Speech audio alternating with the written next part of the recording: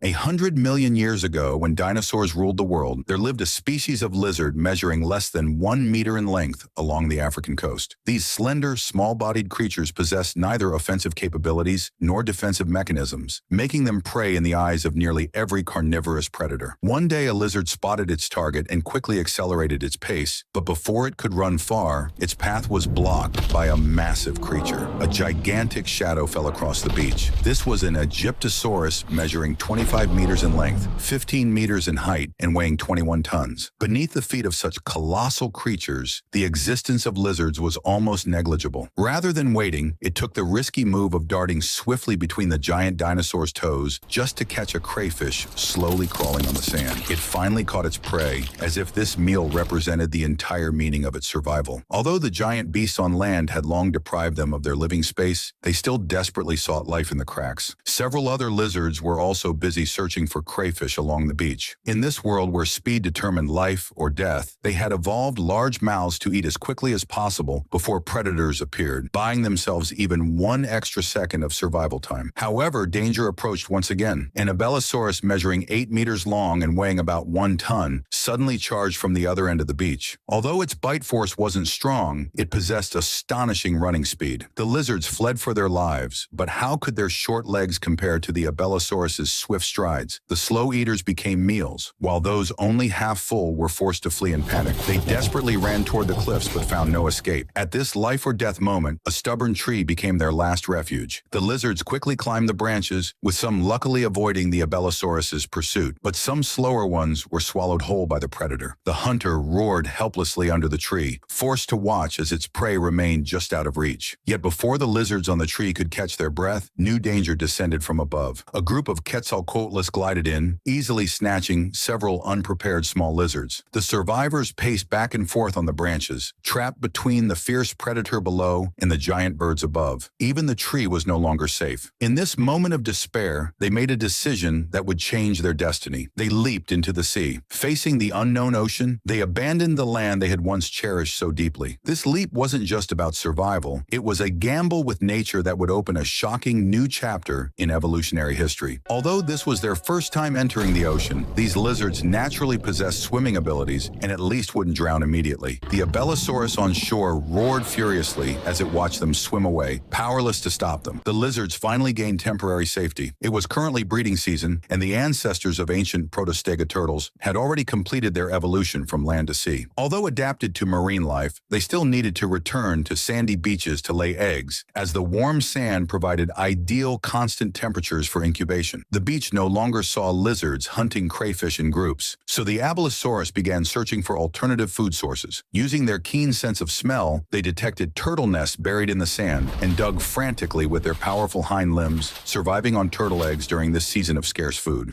The lizards attempted to return to land to lay eggs again, but facing packs of Abelisaurus waiting on shore, they had no choice but to retreat back to the ocean. This time, they bid final farewell to land. Since they couldn't change the environment, they would change themselves to adapt. They began evolving an entirely new reproductive strategy, transitioning from egg-laying to live birth. Fertilized eggs completed most of their development inside the mother's body before being born as fully formed individuals. Although the embryos still relied on yolk sacs for nourishment with almost no material exchange with the mother, this method greatly improved offspring survival rates in harsh environments. Each newborn lizard had to immediately swim to the surface for its first breath after birth. While they retained their land ancestors' lung-breathing mechanism, which seemed out of place in the sea, through continuous practice of breath holding and rapid gas exchange, they managed to extend their underwater endurance. Though imperfect, this at least temporarily solved their survival crisis.